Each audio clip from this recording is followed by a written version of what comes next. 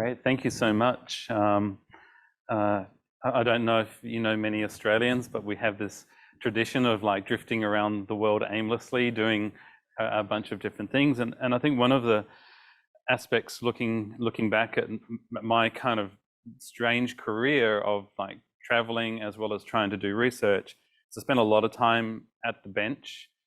Probably after my PhD, I spent a good 12 years working at the bench, doing things like you said, from experimental surgery through to developing this work and you know, in a way working in 3D printing before I really realized what it was. So I just want to also highlight as well that today I'm not going to be showing you examples of how multi-electrowriting is being performed in the clinic, because it's not there yet. It's in the large animal model. But the whole philosophy of the approach of making multi-electrowriting is driven by my experience of working in the clinic for artificial cornea with humans. So this is not advancing. So there's no financial interest in to disclose in my talk, and I just wanted to kind of point out where we're located. So just south of Portland by 2 hours is a small university town called Eugene, and that's a place where there's absolutely stunning wilderness and mountains, and then also a brand new institute that's built on the back of a $1 billion investment by Phil Knight, who's the ex-CEO of Nike. That's where he invented the running shoe at the University of Oregon, and his impact through Eugene is quite remarkable, from his support for the stadiums as well as this new bioengineering program at the University of Oregon. And I came here and I was about the 5th faculty that joined the Knight campus, and I've been here for just coming up to 3 years. Half of actually probably about 5 or 6 people from the lab moved over with me in the middle of the pandemic, so I'm extremely grateful for them to see this opportunity and to really set up a lab from scratch. And our lab is a manufacturing sort of specific laboratory where we push the basic research of manufacturing, but the guardrails we place in is the regulatory process. So what that means is that all the plastics, all the materials that we use are medical grade polymers. We don't really work with polymers which are not already made at the clinical grade, that aren't already used in the clinic. Non-degradable polymers, we're inspired by sutures. Sutures have been made for decades, and if you're adventurous, you've probably had some dissolvable sutures in you as well. And this is the kind of material that we're really looking at processing into new forms so that we can create new products. We try and have like a no solvent policy in the lab. So if we have to use a solvent, then it's water. If you can't use water, then ethanol. After that, we start questioning whether we should be doing this kind of research or not. The great thing about banishing solvents from your life is that your life gets better and you don't have to worry about things like ventilation. It's a much more stable process when you have milk processing. We do a lot of work in automated in-process control, being able to monitor, validate, manufacture, and actually use machine learning techniques as well to be able to analyze the jet. Open source systems and also scale. All of these are, really areas where we try and push the boundaries of manufacturing, but with the eye to how do we take this through the regulatory process in the coming decade. And biomaterials are an important solution to many injuries and diseases that face, and we probably all know people who have had an artificial knee or hip, and the intraocular lens has saved the eyesight of like 200 million people worldwide, which is really remarkable, the impact that biomaterials can have. And it was in this environment of clinical biomaterials that I did my graduate research. I was really lucky to be working at the Lions Eye Institute in Perth in Australia. And you can see in the center is Patrick, who's the first recipient of the cornea my PhD supervisor, the institute director, and the surgeon who did that. And so it was me in the clean room making these corneas through the rabbit studies, through the mini pigs, and then into patients being able to meet them. And here you'll see the cornea with the subconjunctival flap pulled over for about a month after surgery, and then it's just lasered off, and then the person's able to be able to see again. And so, you know, that for me was a great experience of, like, you know, being in a clean room making a biomaterial.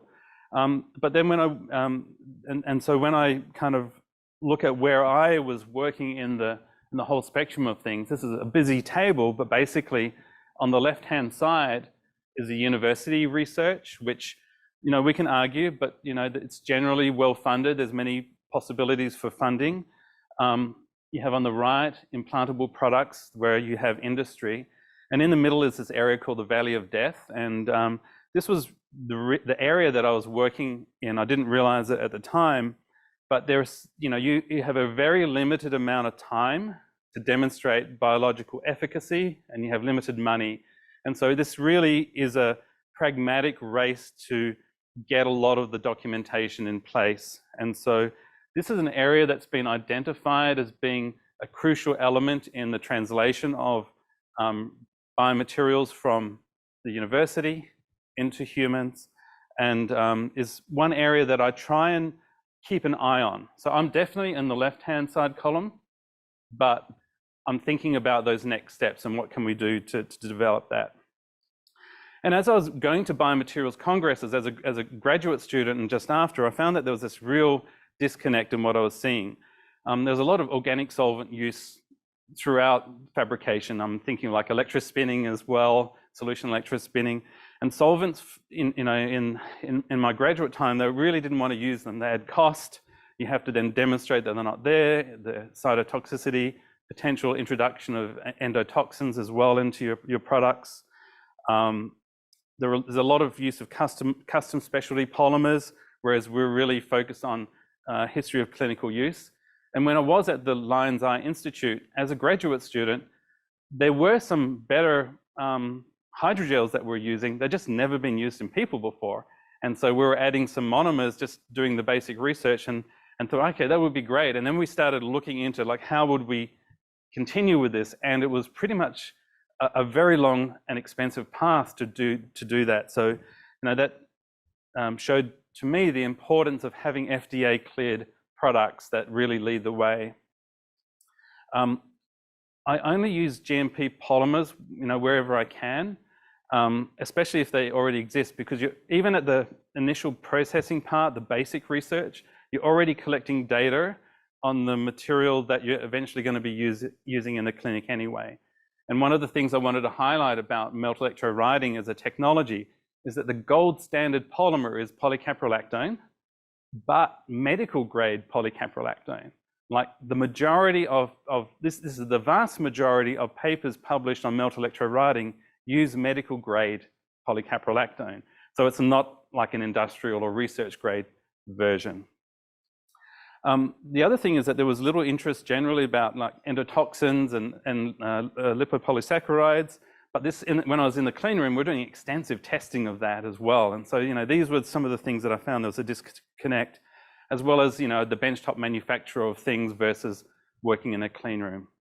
And so, you know, this really formulated my belief, and it still is that belief, that, you know, working at the university level, we should think about those next stages and try and make it easy to kind of enter the valley of death and then pass through it in the limited amount of time and money that you have. And there is a low-cost opportunity for clinical translation. There's something called the FDA, the 510K process. So if you have a material or a product that is already FDA cleared in that specific tissue, there is the ability to show that there's the same materials with a slight change in it, and then this really allows you a low-cost strategy through to actually implantation. Most important thing first is that your product is considered a device and not a drug or a biologic. That goes down other routes as well. So, you know, these are some of the things that I keep in mind. And biomaterials have been safely made by melt processing for decades. Sutures are made with melt processing.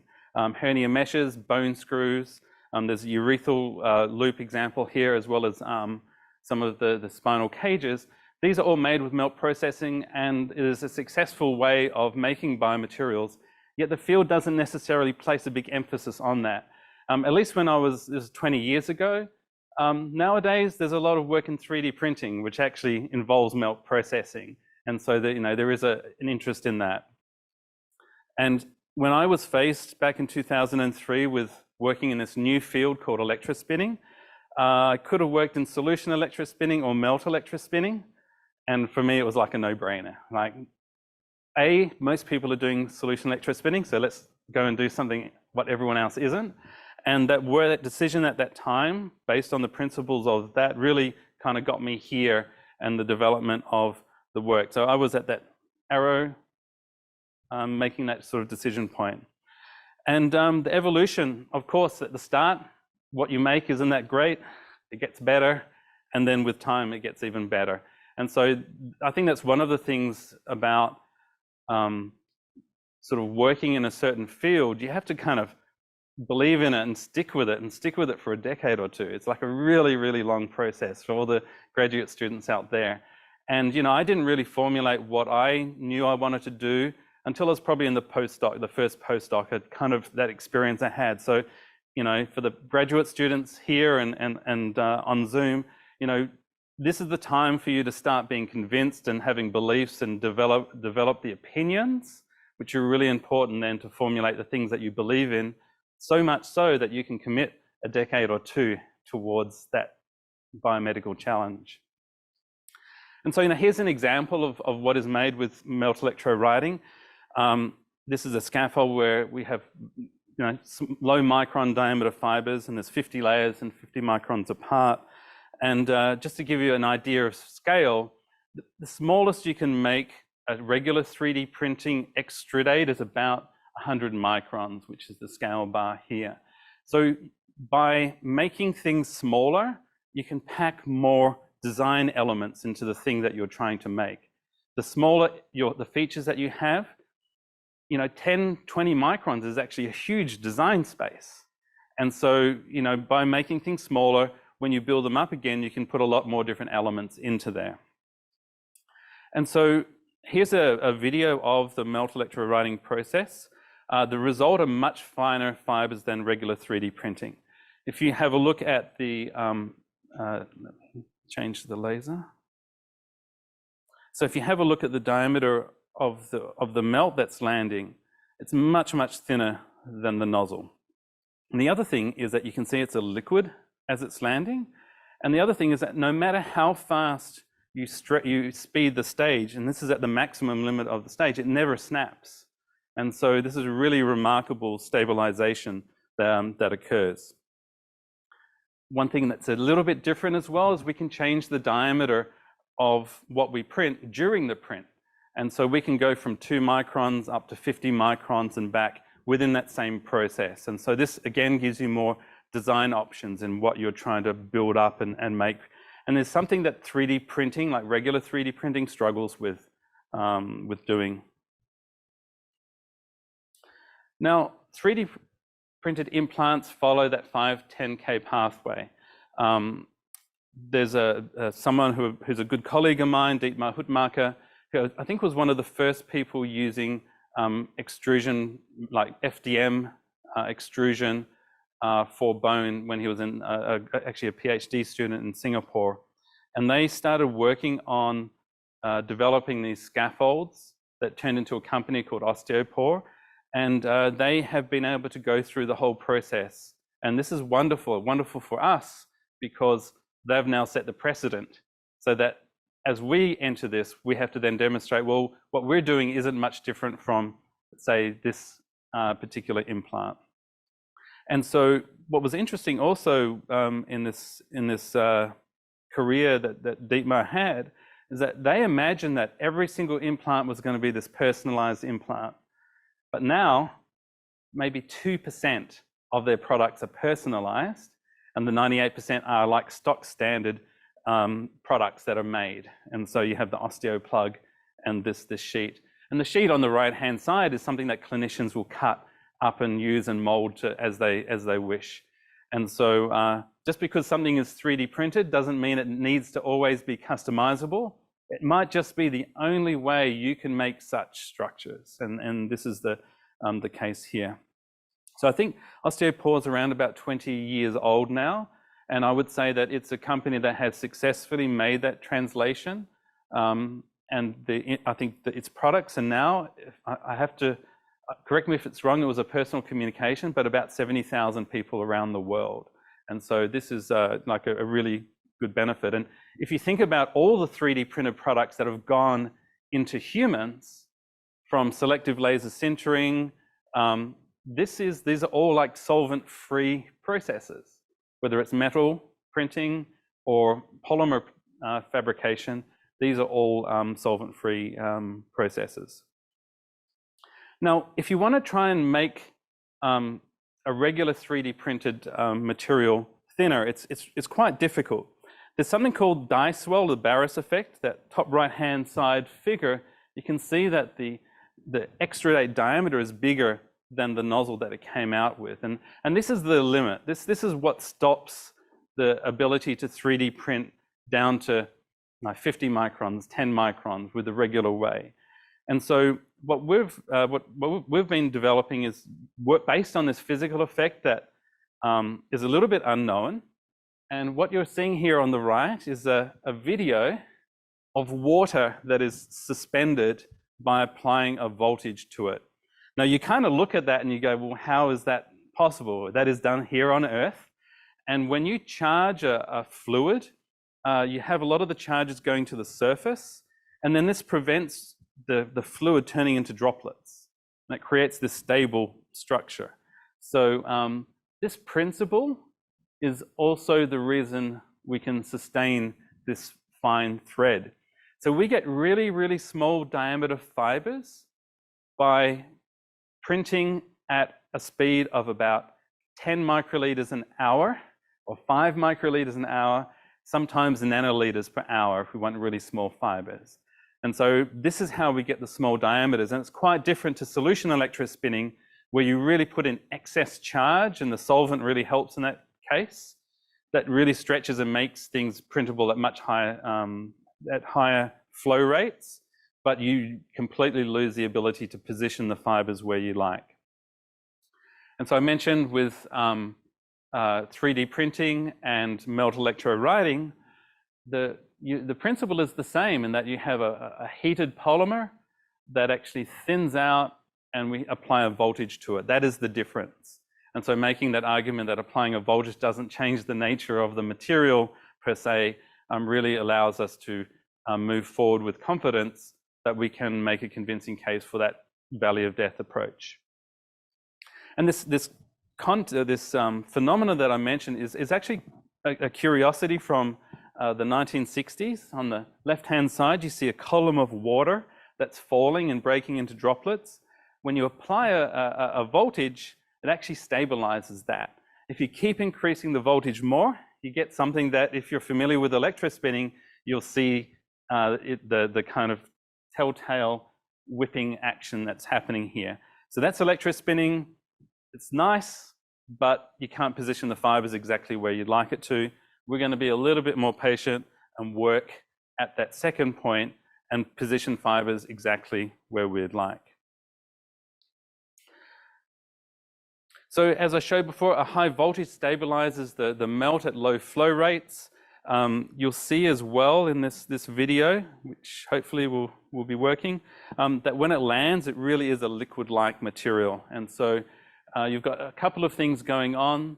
You have this heated melt. It thins out. It quickly comes to like room temperature, but hasn't quite nucleated and crystallized yet. And as soon as it hits the collector, that's when it solidifies. One of the things that we kind of saw about this technique when you were doing this is that it produced really high quality fibers. So this is a graph of like 6 prints over multiple days, and we just randomly chose 120 fibers, and we found that they fitted within a very narrow bucket. And when we're doing a lot of the statistics for the fiber diameters of what we're making, you can barely see the scale bars. So it's incredibly stable. And that, is, I believe, is one of the reasons why we don't, one of the reasons of that is that we don't use solvents in the system, and that just helps so many aspects. And so, yeah, so what we make does have a really nice stability to it. And here's just this is a standard scaffold. This is about 10 micron diameter fibers, spaced 200 microns apart. And you can see it's not perfect, but it is, the approximation is pretty good. And I think the thing that makes this technique a little bit distinctive from all the other 3D printing techniques is the resolution you can get, as well as the size that you can get, right? So you can make things bigger, of course, but you may lack on resolution. You have other approaches where you have even better resolution than this, but you can only make really small things. And so this sort of fits in that spectrum. And so we make these porous materials called scaffolds that are known to allow tissue to grow into them, and they're used as a biomaterial for tissue engineering. They're used in cancer research now, and scaffolds are actually now being used in a whole range of different disciplines beyond tissue engineering when they first started. And they typically have this porosity of about 90% and above, which is also a little bit distinctive. A lot of the scaffolds in the 1990s and 2000s, they had porosities around about 60%, 70%. And so now we're just kind of creating a lot more space for cells to be able to organize amongst themselves. And this particular example is actually a very typical case when you have, these are fibers that are spaced 600 microns apart, so really large. These are osteoprogenitor cells as well, and any ECM depositing, proliferating cell will eventually fill these pores. And so this scaffold that I'm showing you is 98% space, right? So it is not scaffold free. It's not a typical scaffold, it's somewhere in between. And I think this is a really fascinating area to investigate further, because you're allowing cells to be able to get their initial attachments, organize amongst themselves, and form these cell sheets. And this is one of the things that we're doing here with David Dean and Marco Bettino in our application and our vision, is to be able to use melt electrowriting as this very fine scaffold to create cell sheets that can be placed upon each other. So here we see the jet again. You notice as well, you got great visual access to the nozzle. It's very different than, say, a regular 3D printer where you saw earlier. You're not getting a lot of information about it coming out. However, here you can really see, based on the speed, how the angle of the jet, as well as the volume. And I'll talk a little bit about that later. But one of the things we can do to change the diameter is to increase the pressure to the nozzle. And that's a quick way also to change the collector speed. And so this is actually a scaffold designed by a dentist. And they just said, okay, this diameter fibers, this far spaced apart, so we have 10 micron size fibers, 125 microns apart, flip it over, these are 25 micron size fibers, 250 microns apart. And this is made in a single print, single nozzle. And the great thing about being able to just talk about what size fibers you want and spacing is that everyone can understand that language. You can be a clinician, an engineer, a biologist, and we can just say, okay, can you make a 4 micron size fiber this much apart? And one of the real buzzes of working in this field is when you're able to print and do cell culture. And you have the ability to tailor make your scaffolds, look at them under the microscope and go, I wish I could move the fibers like 10 microns this way. And then you just go back, print, put it in, and you go, oh yeah, okay, that's been done. It's a real buzz, the fact that you have the power of being able to manipulate things at that micron level and to do this like multiple times in a day. The other thing about melt electrowriting, because there's no solvents, is that once you finish the print, you can just take it off, treat it in ethanol, and actually immediately use it. There's no degassing or any concern. So it's quite nice for being able to print and then use quite quickly. The other thing is that these fibers, they can be quite dilute. And one of the things that we found is that they can impart a huge mechanical strength as well to weak hydrogels. So on the left, we'll see that actually the fibers themselves are quite weak and the hydrogel is weak. But when we combine them, they go through a huge strengthening process. And that's because the fibers themselves, yeah, they're weak. So the scaffolds are weak, but the material PCL is quite strong. And as soon as there's a gel there stopping the fibers from flexing and bending, loads start getting transferred through this material and you end up with something quite strong. And this is quite an opportunity because if you want to have cells in a happy extracellular matrix space, you can forget about trying to put the strength in there. You can focus on having weak gels. And so we've been doing some work with matrigel, and I know matrigel is controversial, but if you really dilute down matrigel to this point where you just can't handle it, if you put it in MEW, you can actually be working with it. And this is down to values like 30 pascals, which is a very, very low strength. Other people as well have seen the strengthening effect, and this is seen over and over again. So here is the stress strain curve of the hydrogel, and then this is the stress strain curve, the hydrogel plus the melt electrowritten material in here. And so by adding a relatively small amount of polymer fibers into your matrix, you can significantly strengthen and toughen the matrix. The other thing that we also started playing around with is, like, instead of positioning fibers on fibers, we're just doing these slight offsets. So what we have here in say C are fibers placed directly on top of each other. But if we were to do slight shifts, like of a few microns, and instead of put it directly on top of the fiber, put it slightly to the side, you can actually change the mechanics of this kind of ribbon that you're creating. And this is a GIF file of all of these put together, showing that that bottom fiber is in the same position, and we're able to really kind of change the mechanics as well. So as you're pulling the materials, here is a straight wall fiber, and then by changing the tilting of these fibers stacked upon each other, you can dramatically change the mechanics of the thing, of the system that you're looking at. So it's, in a way, it's not like nanoscale changes to make macro world effects. It's microscale changes to create macro world effects.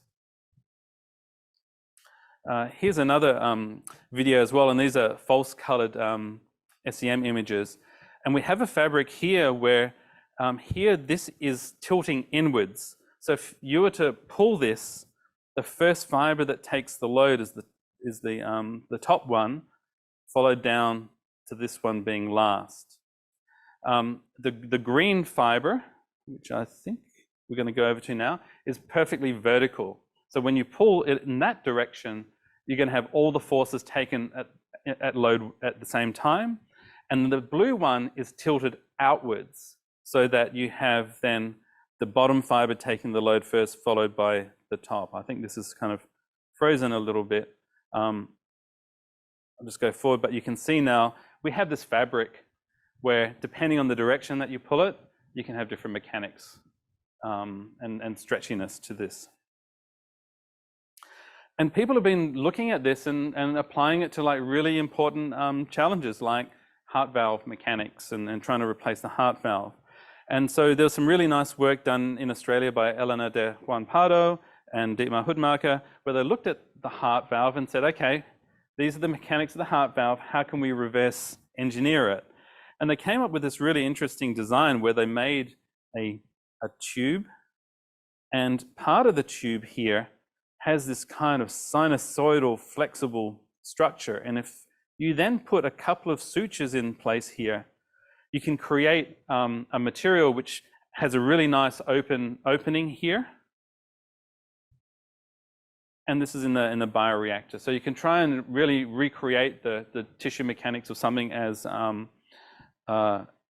dynamic as the heart, but this has also been done by Craig Simmons at the University of Toronto recently, and also I think the blood vessels have also been investigated back at the University of Würzburg. So this is really the vascular areas are very important for melt electrowriting, but all the polymers that are being used at the moment is with polycaprolactone, which isn't known for its ability to withstand millions of cycles of stress, right? And so this is nice proof in principle, but there's gonna need a swap out into a more elastomeric material that can handle all of the demands that will be needed for this application.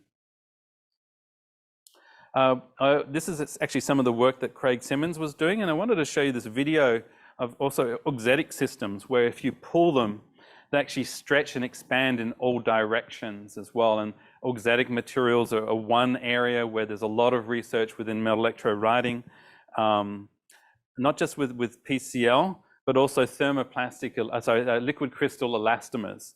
And so here is a video showing that you're having a material, there's only about 3 layers here, actually undergoes this transformation based on the heat that appears. And so you can change the strength quite quickly as well, because this is in real time. The fibers are really small, so they respond to stimuli really quickly, like changes in heat.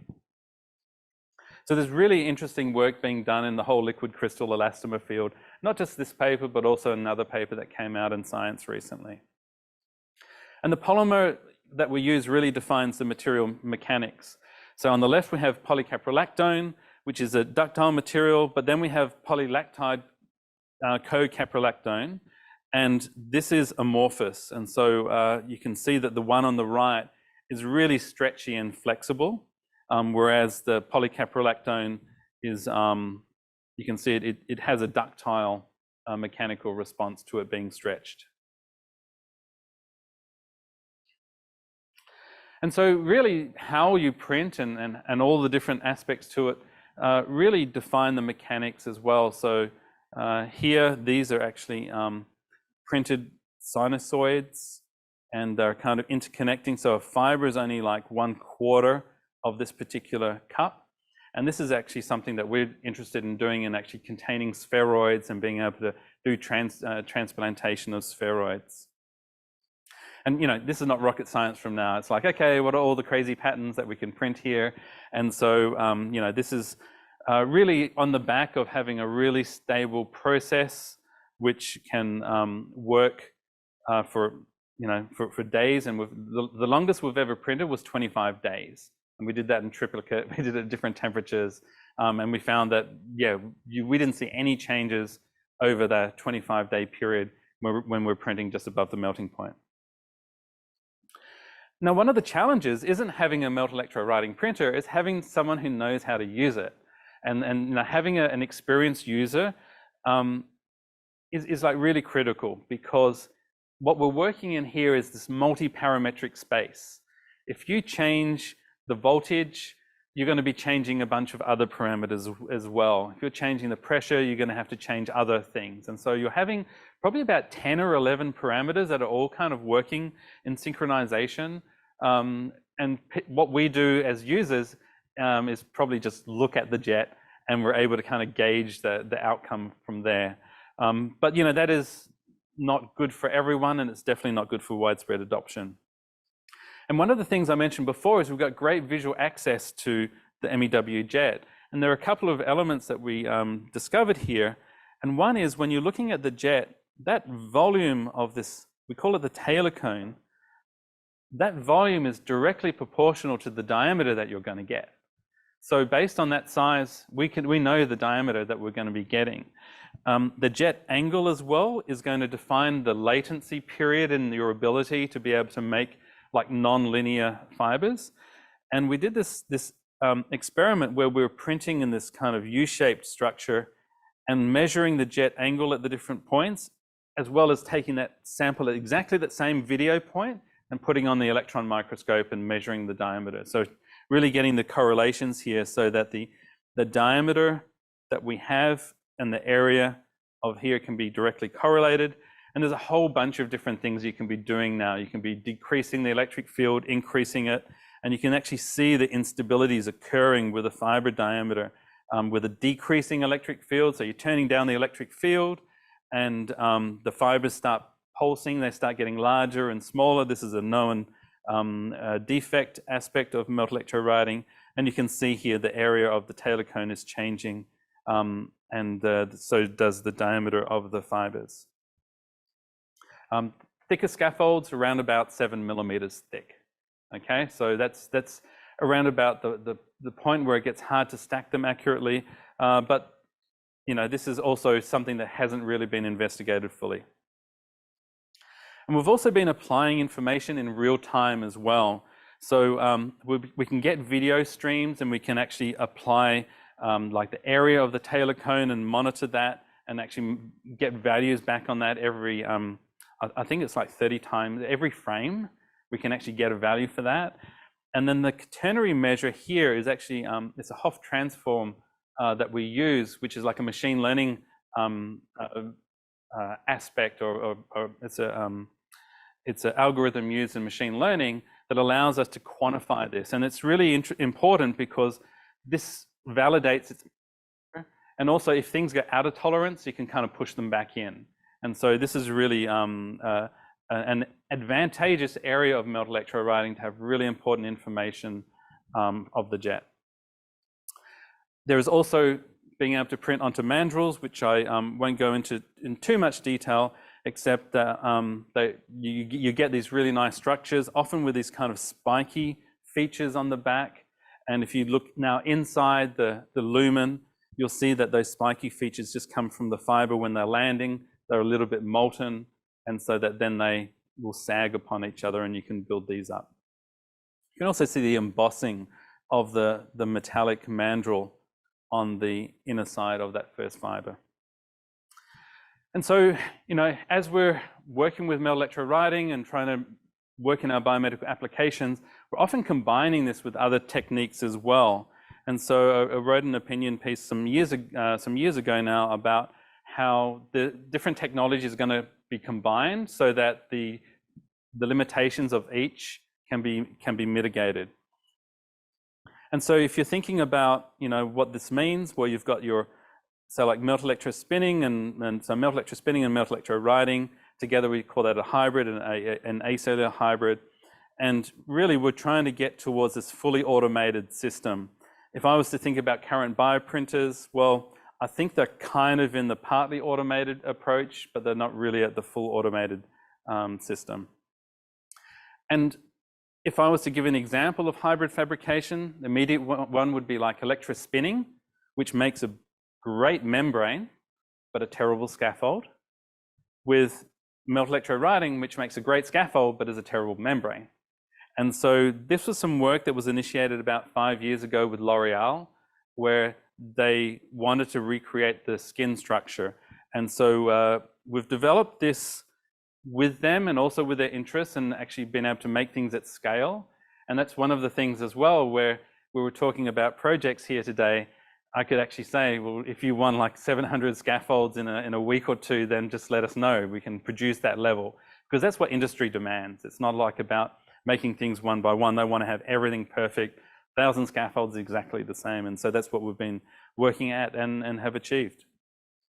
So when we make the scaffolding structure and then put in keratinocytes as well as fibroblasts, you end up with a really nicely structured dermal junction. The keratinocytes are nicely polarized.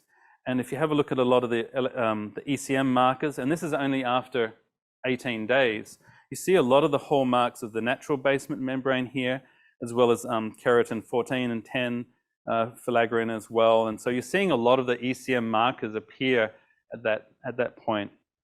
You do not get this with just electrospinning. You do not get this with just melt electrowriting. By combining these two components together, you're able to achieve such structures, which occur quite regularly around the body, in not just skin. So if we're thinking about the concept of how we're making things for the body, well, there are printers like this, which have many, many different attachments on there. And I'm not sure, I think it's around about $250,000 for this printer.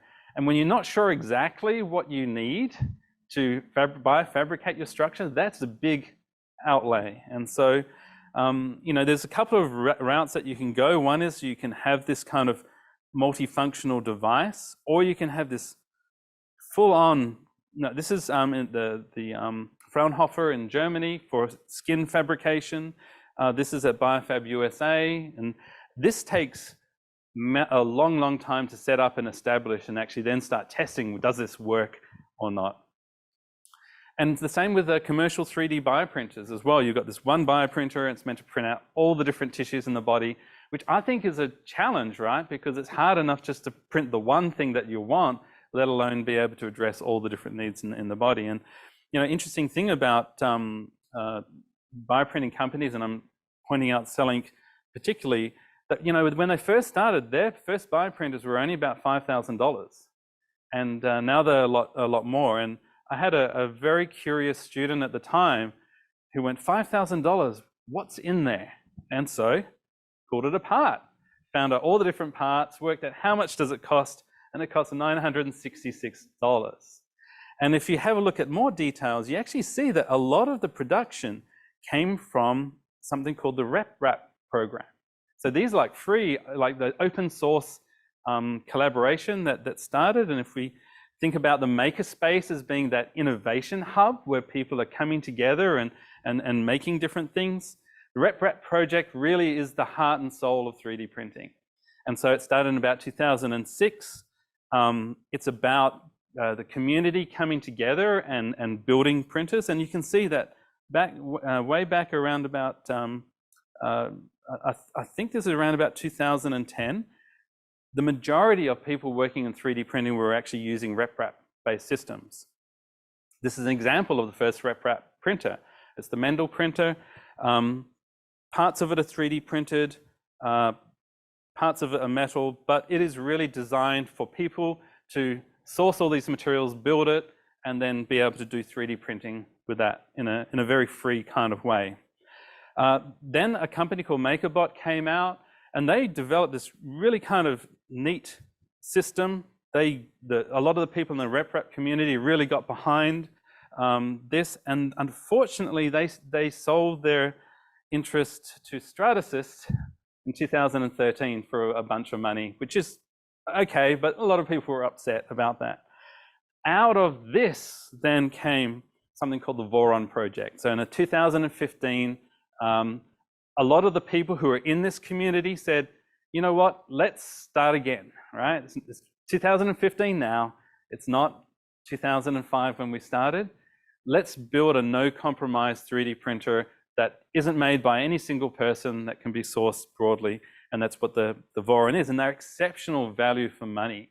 There are so many features packed into these Vorons, and they cost anywhere from $400 to $700.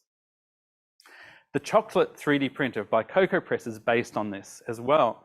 So they can use the Voron platform and actually build this out. So the community is really growing, and we've been actually applying this Voron printer for biomedical research.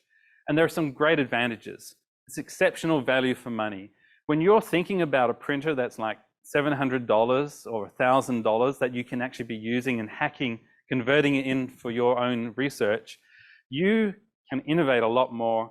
You can come up with ideas like, hey, let's just build a printer that makes just a cornea and actually don't care about any other tissue. You can like start gearing everything towards it performing its function for the hybrid technologies you want to incorporate in it, say for the cornea only, or a nerve guide or whatever. No single company sells this printer, so it's never gonna go bankrupt, right? You have a whole bunch of people who put all the components into these flat packs, and you have to then build it. And so it's eminently modifiable. You are able to put conveyor belts between Voron printers. Like you saw, that it can be converted into a chocolate 3D printer. It's fully documented, meaning you've got all of this software online, all the CAD files down to the screws. However, it does need some skill, right? It takes about a week to build this, and you get everything from the basis. You have to print a lot of parts to it, but it does let people help themselves.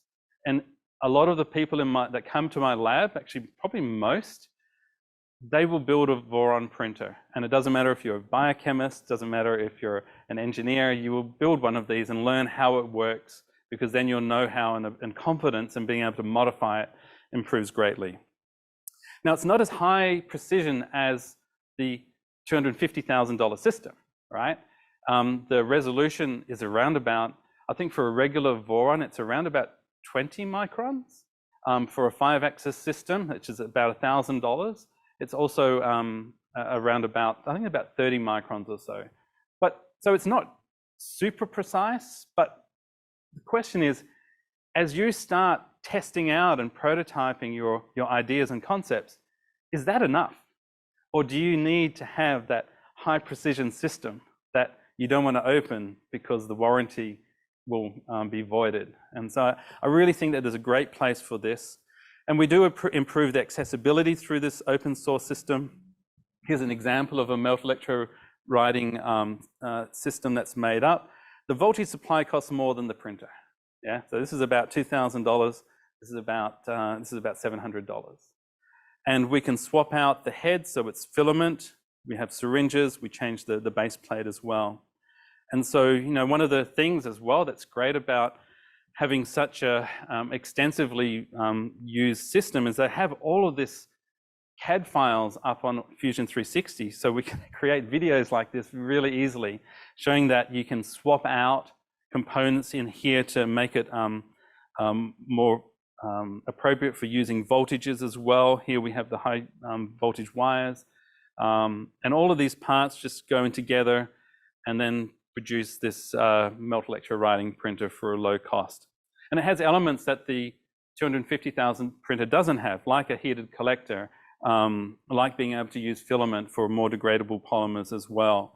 We have different models here. This is one where if you want to have a syringe head, this goes down to about 1.5 micron size fibers. We have some special fans put in here to deal with the high temperature syringe, which I think goes to 250 Celsius, which I think is again higher than the commercial systems. And they're just great for prototyping. So we have a ridiculous number of 3D printers in our lab. It's around about 20, and they include all different flavors, including 5-axis system. Here's an example of 1.5 micron fibers stacked 300 times upon each other. We also have a core shell system, which works really nicely, and sort of swap on, swap off nozzles. And really, we've teamed up also with a professional maker, Brendan Towers, who's in Boston. And so, you know, he was really able to, I'm not sure if this video is going to work. Here's an example of a 5-axis system being able to kind of print, you know, in ways which you probably not expect a 3D printer to print. And this is the system that we have in Würzburg. We're also working on the high voltage board, because again, $2,000 is a lot to pay for high voltage. And so we've got in here a chip that costs about $300, can go into a board, can also sense if there's any sort of current that's occurring, and actually shut it off before any arcing occurs. You can like implement safety through software and hardware. And so you can make these like very powerful, very safe, and very modifiable. And just one example as well, that here's we wanted to actually make a heated mandrel system. So we have this mandrel that we put onto the side of the Voron. And again, this is like I think it's a $350 add-on. We have a high temperature modifiable, but also we have now a tilted fan, because we want to work with some high melting point polymers. And to collect them properly, we have this heated bed, and the heat comes from these radiant copper tubes, again an innovation that a student had that actually then allowed us to be able to process and work with nylon 12. Not for any reason, I'm not purely committed to nylon 12, but it's a great example of a polymer that's never been melt electrowritten, as well as needing to have that high temperature performance. So really, I truly believe that the future of manufacturing has a place for hobby 3D printers that are converted into doing things that had never intended to be done. And to be able to put these into the hands of people who I feel super empowered. I've never seen people so excited about being able to come in to work. And I mean, Andrew on the right and Paola, they had an incredible time. They originally came from Spain, and these printers are so inexpensive. I just said, just take them with you when you go, right? And so, you know, a lot of people, they'll come to the lab, they'll work on projects, and they'll just take the printer home with them. And so they've been able to take this back. They took one each back to Spain. They actually are building things up there. And so it's really something to think about, that more advanced technologies don't have to cost more money. That it is possible to be able to make inexpensive, innovative materials. And as we're looking at the gap that happens between us and, say, the private sector, I would say rather than the private sector pushing on their really expensive high-end systems to us, maybe we're able to adopt a little stopgap system here where we first, of course, we first off start with our hobby printers, proof of principle, and then, of course, for clinical work, we go into the more high-performance material, but that's once we know everything that needs to be in there. Okay, so I'm going to stop there. I really want to emphasize that the manufacturing research can be enhanced by the regulatory process. It's not hindered. And metal electrowriting is progressing through large animal models in Australia and the Netherlands. And I've heard talk about first-in-man trial in Australia as well through Queensland University of Technology. And the tools are really as good as how you use them. And I really feel that the open access platforms are powerful engines for innovation. And again, if you can banish solvents from your life gets better. You don't have to worry about toxicity. Accumulation allows closed systems. Like a whole world opens up for you when you don't have to worry about venting out solvents. So with that, I just want to thank everyone in the lab, and also the wonderful people who are my colleagues at the University of Oregon, and a good colleague and lifelong friend, Deepma Hutmaka, as well as Simon, who is a maker who was in my lab and said, okay, Paul, you've got to do this. And he convinced me, and hopefully I convinced you as well, that hobby 3D printers really do have a role for us in the research that we're performing. So thanks a lot. I'm happy to answer any questions you might have.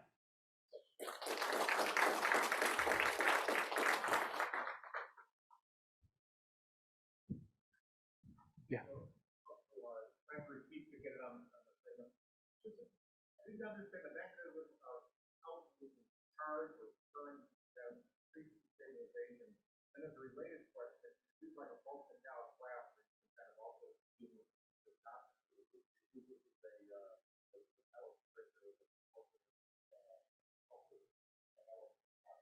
Yeah, actually, I mean, both questions have been asked a lot. I can answer the second question. No, metals are not going to work.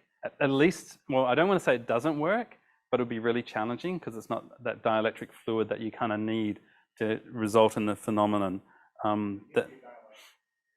Yeah, and it's really about let's go. It's really about droplet breakup. So let me go to this figure. So normally, like if you think about a water coming out of a faucet and you're closing the tap, you'll see that column of fluid turn into droplets. When you apply a voltage, that doesn't happen. And it doesn't happen because when you charge this, the charges are all along the surface, and you're having a cylinder where charges are like repulsing each other a little bit. So that natural tendency for a column to turn into a drop is actually unfavorable. And so the charges, you know, you want some charges there, you don't want too much, because then you start having this kind of too much charges in the system. And so that's what I was talking about, having all these different parameters you have to balance to try and get this working. But once you've got that kind of stabilization in place, you can turn the flow rate down. I think the smallest we've done is 500 nanoliters per hour. And so that's ridiculously low. But also if you want to make fibers as low as 200 nanometers, that's the flow rates that we're talking about. So yeah, that's how it works. It's a subtle way, but Yeah, yeah, exactly. And you know, one of the things we try and do, and again, not having solvents, right? Not having, because they can contribute charge as well. And so, yeah, it's a subtle difference between, say, electrospinning, where you turn everything up to 11 and you try and get these really small fibers, or alternatively, you just put enough charges in there just to stabilize this out. And it's pretty forgiving. That experiment where I showed we changed the diameters and by the pressure and all of that, we didn't change the voltage at all.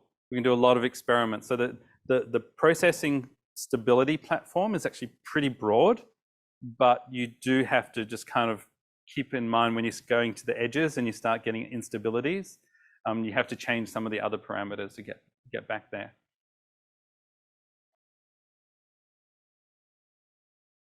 Talk a little bit more about the ecosystem around the boron. I remember one of the microbot movement, and that company come out of it because we started with a system much more expensive than the boron is providing, but all the parts were quality. Now, when I say much more expensive, it's still affordable. But then you can take the next leap to commercial because they had those parts as well. All again, from quality to higher quality available. Then the materials were available from various sources. They were kind of tied together in one center or somewhere else for materials. There wasn't enough basic materials to develop. So the team, companies brought from the material and the design environment.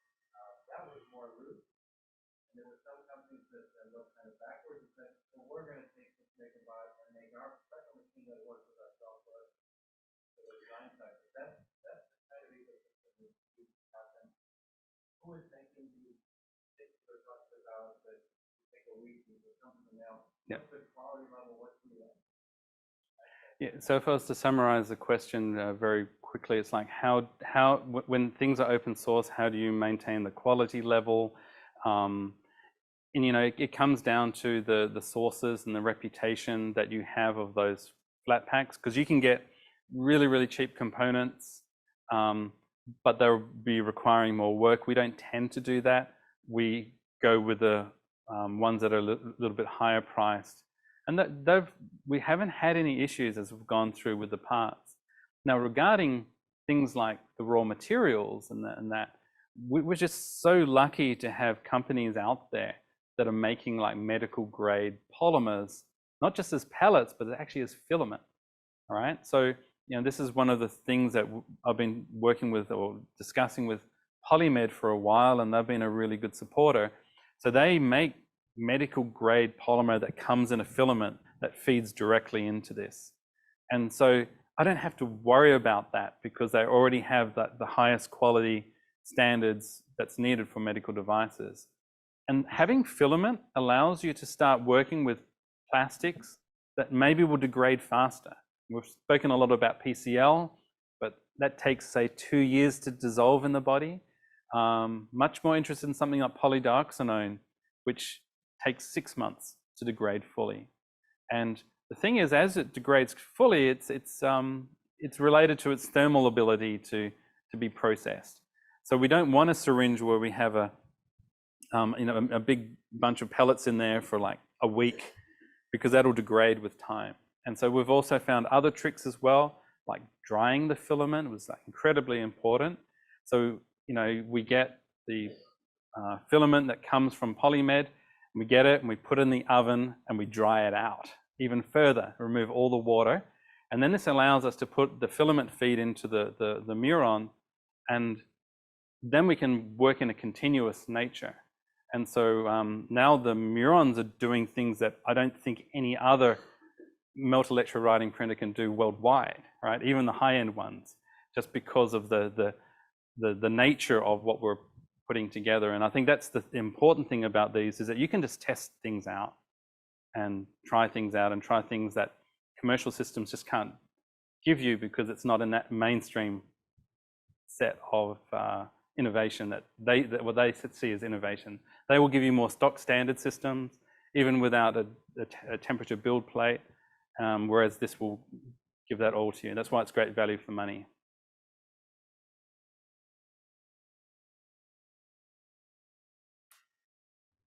Have you observed any difference most of the systems that I survey use a positive, the positive end of the power supply for the nozzle, and some others they ground the plate. And I remember in microfibers last year, someone mentioned that it's better to ground the nozzle than the positive for the plate. I haven't observed any difference in that. Yeah, we haven't. I mean, I was someone firmly of the thought, oh, you have to have the voltage on the nozzle, and then we started. Well, let's just test it out, and actually, there wasn't any difference. Was like really minor, and so I think then it just becomes more of a configuration perspective. Like, what's easier to do? Are you going to be having things in the nozzle that you have to really protect, and you don't want voltage to be applied there, or it could be where the motion controls are. A lot of the time with a 6-axis, when the say power goes out for whatever reason, it's going to sink in a natural way. So kind of knowing that, well, which is the best way to apply the voltage. But no, it's an interesting thing. I would have thought it would have a difference. The other thing that doesn't seem to have a difference is the effect of the voltage on the diameter. Doesn't seem to change it much. But that's the thing, you expect things and you do the experiments and it shows you something else, so you just have to say, okay, I was wrong. I have to now start following that data, and that's part of the learning process I think is still required in this area to really work out, especially when you're combining technologies. You want to combine bioprinting and MEW, or even 3 or 4 things together. What configuration, how is it done, how is it applied, and these are some of the things you can kind of prototype out on a low-cost system before you then embark on making something that's like higher quality and will be lasting longer.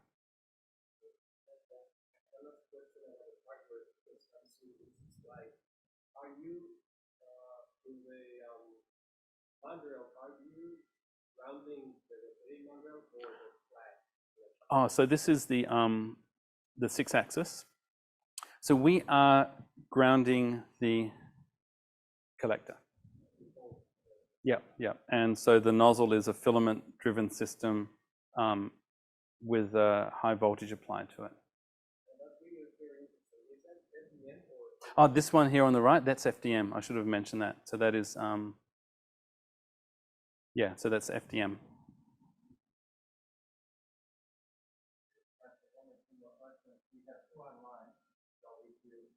The first one is, what is the main goal for you, student, implant material, skin graft, and other commercial applications?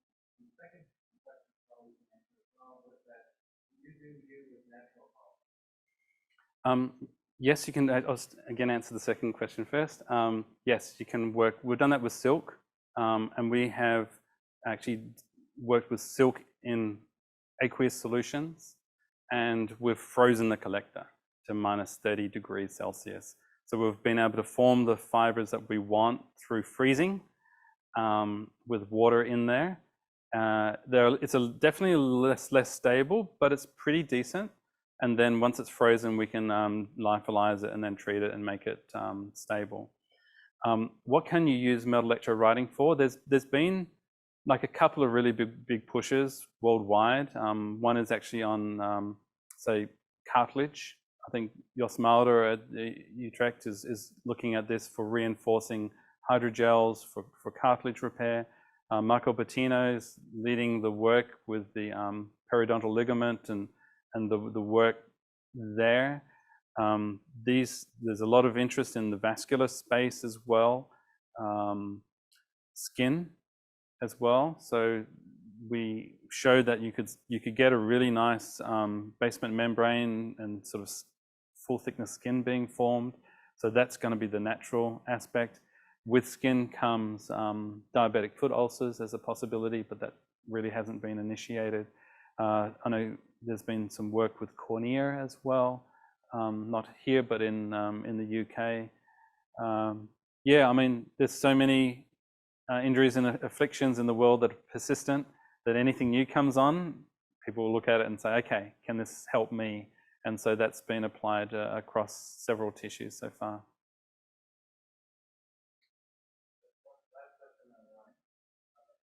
question I want to know, the last question from my mind is, how do you control the melt temperature for different materials that won't be and so on? Yeah. So we have, I mean, we electrically heat things. If it's a filament system, we can heat up to about 240 Celsius. If it's a syringe system, usually about 230, a little bit lower than that. And so we're able to, yeah, just set the temperature. And actually, that's the really important thing, is that your set temperature should be close to your actual temperature. You don't want to be overheating things so much and you think it's, you know, set to 60 degrees, but in reality it's 100. So that's part of the quality of the system that you work with. So yeah, I mean, what you would do is do a DSC, find the melting point. From that melting point, you'd be about 5 or 10 degrees above, and then you should be in a good zone to start printing.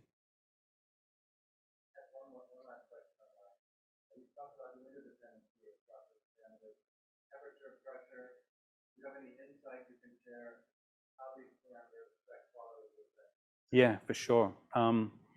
So I think the 4 main variables would be temperature, the voltage that you apply, the pressure that you apply, and the speed at which you print. And there's a general order of that as well. You get your temperature set right, you get your pressure, so you're getting the extrudate out, you're applying the voltage for it, and then the last thing you're doing is compensating with the speed. So these are kind of set parameters. And then there's a few other ones out there to kind of keep in mind, humidity, temperature, but that's general, like room temperature, that's generally forgiving. So we've found that we can operate somewhere between 25% humidity and 55% without any major issues. But if you start working in a rainforest environment, which we have actually done, 35 degrees and 100% humidity, you start getting completely different effects occurring. The nozzle diameter is directly affecting the fibers that you're getting. So if you want to get sort of nanofibers, if you want to get sub-micron diameter fibers, use the smallest gauge needle you can get, which I think is about 33 gauge needle. It's about 100 micron nozzle. If you want bigger ones, you would just go to the 22 gauge nozzle or even 16 gauge. And so the nozzle diameter is also going to define the diameter. And I suppose it's these little details which are quite easy to kind of explain, but then maybe harder to pick up without really practicing a lot, that is a bit difficult to see. So hopefully that answered the question. And it's not so hard. It just might be a bit of a learning curve. And it might also be, as well, as I finish up, you know, building these hobby printers, it does take time, experience, and you know, it's not something that anyone can just do. I think that's the other caveat as well. So you kind of have to help yourself you have to help yourself to learn, so you can then help yourself to do the research. So